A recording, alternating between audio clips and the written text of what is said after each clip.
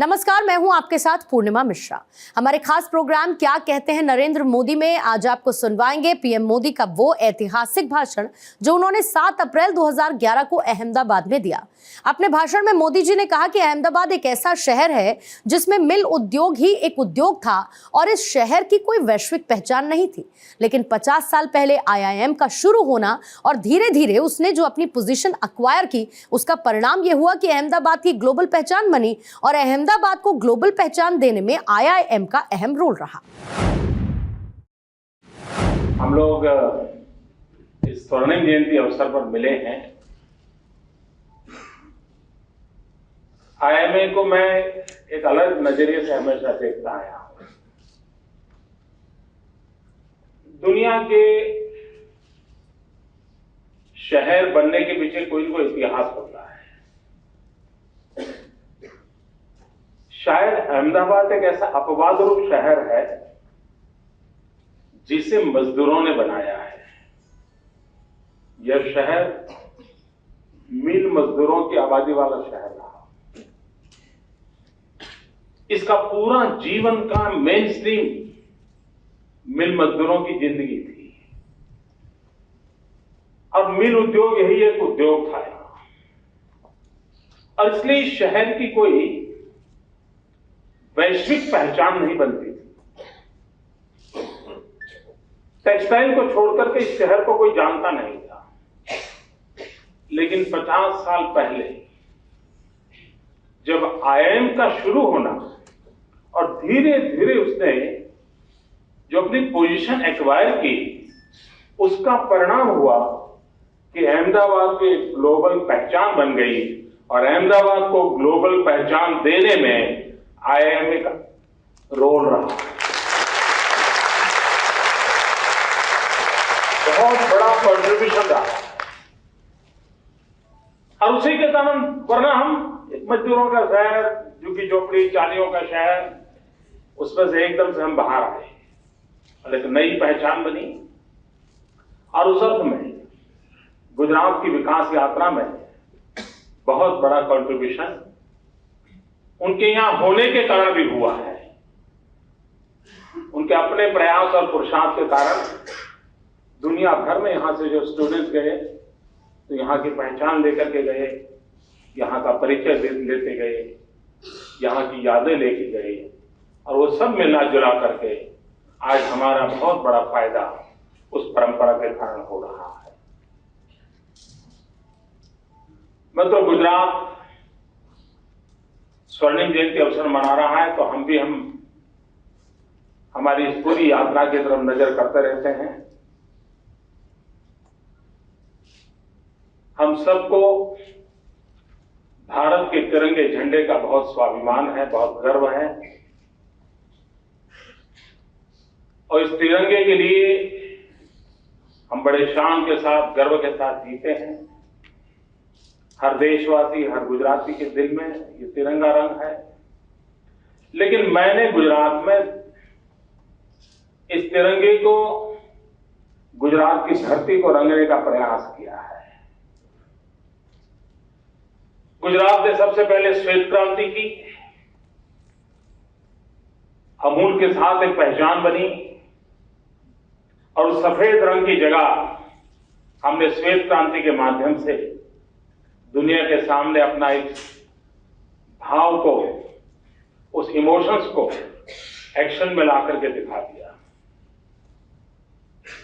गुजरात एक ऐसा राज्य जहां 10 साल में 7 साल अकाम रहता है, वाटर स्कैर्सिटी वाला स्टेट। हिंदुस्तान में जब एग्रीकल्चर सेक्टर की बात होती है तो गंगा, यमुना, कृष्णा, गोदावरी, उसी नदियों के पार्ट का ही चर्चा होती है, या पंजाब की बात होती है। गुजरात एक मरुभूमि, रेगिस्तान, उसकी कभी एग्रीकल्चर में चर्चा नहीं होती। यानी कोई एग्रीकल्चर और गुजरात सुने तो उनको बड़ा अजूबा लगता है, क्योंकि हमारे पास एक नर्मदा नदी के सिवाय कोई नदी नहीं, और इतना बड़ा रेगिस्तान, और उधर पाकिस्तान।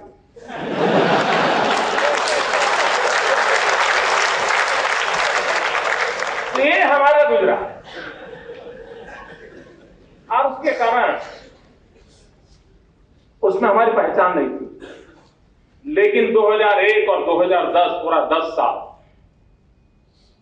ऐसे इनिशिएटिव लिए, उसका मैं विस्तार से चर्चा नहीं कर रहा हूं, लेकिन IIMA ने भी उसका स्टडी किया, किताब IIMA ने निकाली है, आप जरूर उसको देखिए। हमने रेन वाटर हार्वेस्टिंग पर बल दिया, हमने एग्रीकल्चर सेक्टर में नॉलेज शेयरिंग के लिए एक नई मूवमेंट खड़ी करी, और उस सब का परिणाम ये हुआ कि हिंदुस्तान का एग्रीकल्चर ग्रोथ 2.5% के आसपास रहता है। 4% करने के लिए पिछले 20 साल से शपथ लिए जाते हैं, हर वर्ष शपथ लिया जाता है, जय जवान जय किसान का नारा लगाया जाता है, लेकिन अभी तक हम देश का एग्रीकल्चर ग्रोथ 4% तक नहीं ले जा पाए।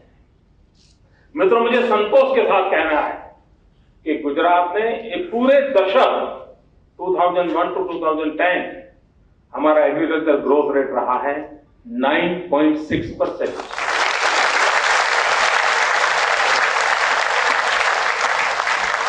तो मित्रों, श्वेत क्रांति से हमने सफेद रंग भर दिया, हरित क्रांति से हमने ग्रीन कलर से भी हमारे तिरंगे झंडों को एक्शन में लाए। अब है केसरिया रंग। मित्रों, पूरा विश्व में ऊर्जा का रंग केसरिया रंग है। ऊर्जा की जब पहचान आती है तो केसरिया रंग के साथ आती है। और अब हम ऊर्जा क्रांति की दिशा में कदम उठा रहे हैं। एनर्जी सेक्टर में हम रिवॉल्यूशन कर रहे हैं। गैस हो, पेट्रोलियम हो, सोलार हो, हर क्षेत्र में हम एक नई क्रांति के रूप में आगे बढ़ रहे हैं। और हम लोगों के यहाँ तो माइथोलॉजी में सूर्य के 7 घोड़ों की कल्पना है। सूर्य शक्ति माना जाता है, 7 घोड़ों से सूर्य का रथ चलता है। मित्रों, गुजरात एक ऐसा स्टेट है जहां मुझे सिर्फ ताप्ती के किनारे पर इन 7 घोड़ों वाला सूर्य का रथ दौड़ रहा है।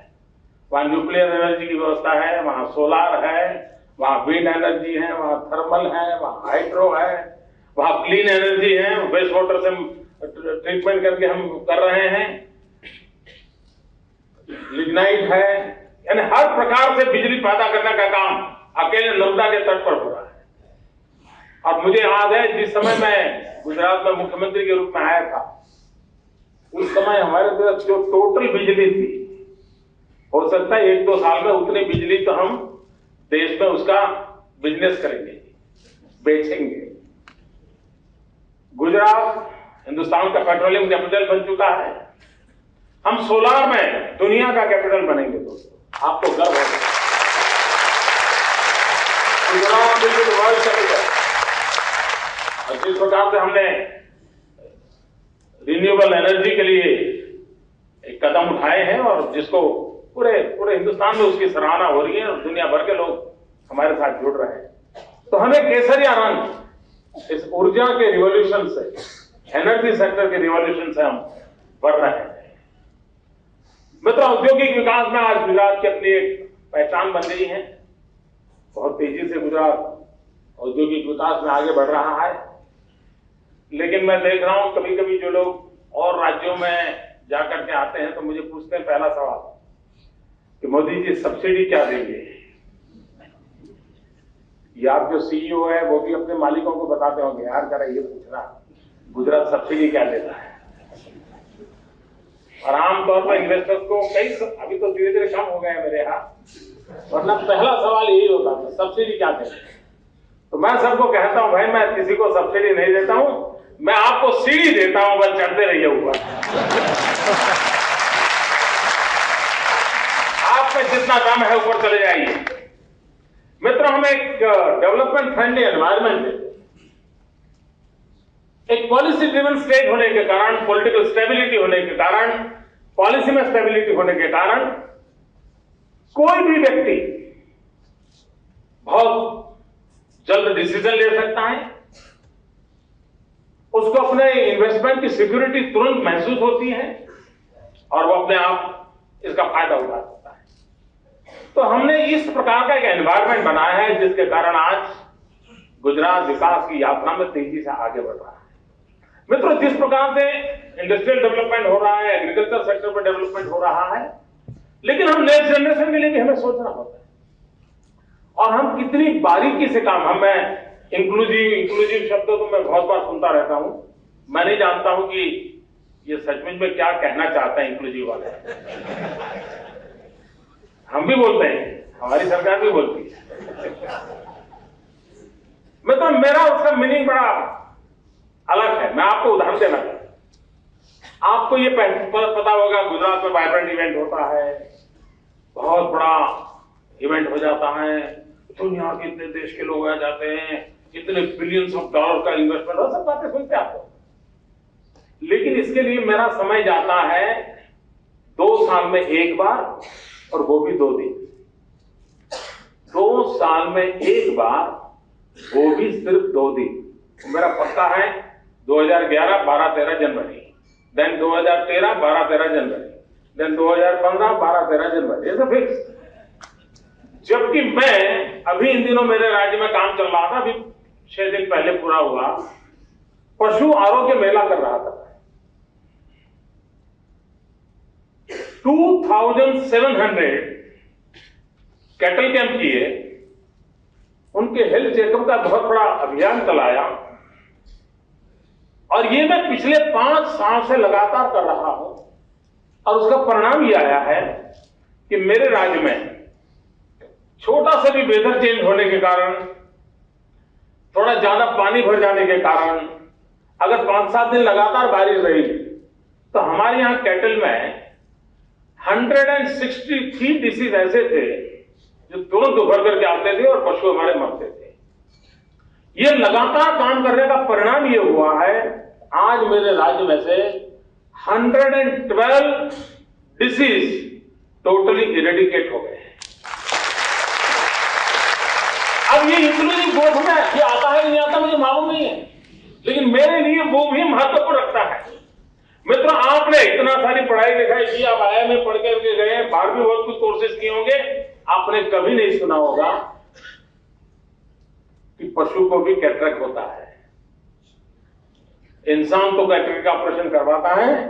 मित्रों, मेरा अकेला राज्य ऐसा है जो कैटल का कैटरेक्ट ऑपरेशन करता है। कैटल की डेंटल ट्रीटमेंट करता है। यानी हम विकास की कितनी बारीकियों की ओर ध्यान देते हैं जिसका आप अंदाज लगा सकते हैं। और उसी का परिणाम है कि आज गुजरात विकास की नई ऊंचाइयों पर जाता है। जिस प्रकार से हम एक ऐसा स्टेट है जिसके पास रॉ मटेरियल नहीं है। मित्रों, सामान्य रूप से उद्योग वहीं आएगा जहां रॉ मटेरियल होगा। ये ऐसा स्टेट है जिसके पास आयरन ओर नहीं है, लेकिन स्टील मैन्युफैक्चरिंग में आज हम लीड कर रहे हैं। मित्रों, रॉ मटेरियल नहीं है हमारे पास, लेकिन मेरे पास न कोयला है न पानी है, उसके बावजूद भी हम एनर्जी में आज देश में लीड कर रहे हैं।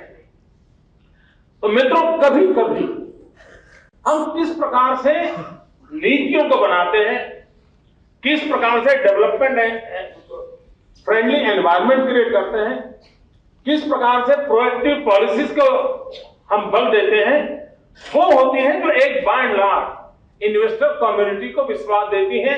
और उसी का परिणाम है कि आज गुजरात प्रगति की राह पर चला जा रहा है। उसके साथ जरूरत होती है ह्यूमन रिसोर्स डेवलपमेंट की। ह्यूमन रिसोर्स डेवलपमेंट, मैं मानता हूं, ये बहुत बड़ी अनिवार्यता होती है।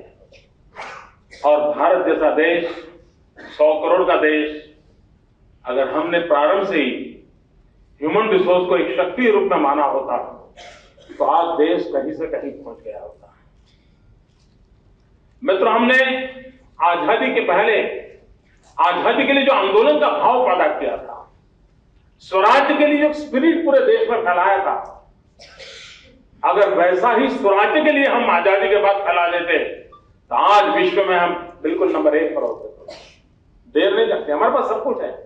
और मेरे गुजरात के ये दायित्व से मैं विश्वास से कह सकता हूं, यही कानून, यही ब्यूरोक्रेसी, यही फाइलें, यही परंपराएं, यही दफ्तर, इन सब रहते हुए भी हिंदुस्तान को नंबर 1 पर लाया जा सकता है। मित्रों, ये गुजरात एक्सपीरियंस के आधार पर मैं कहता हूं।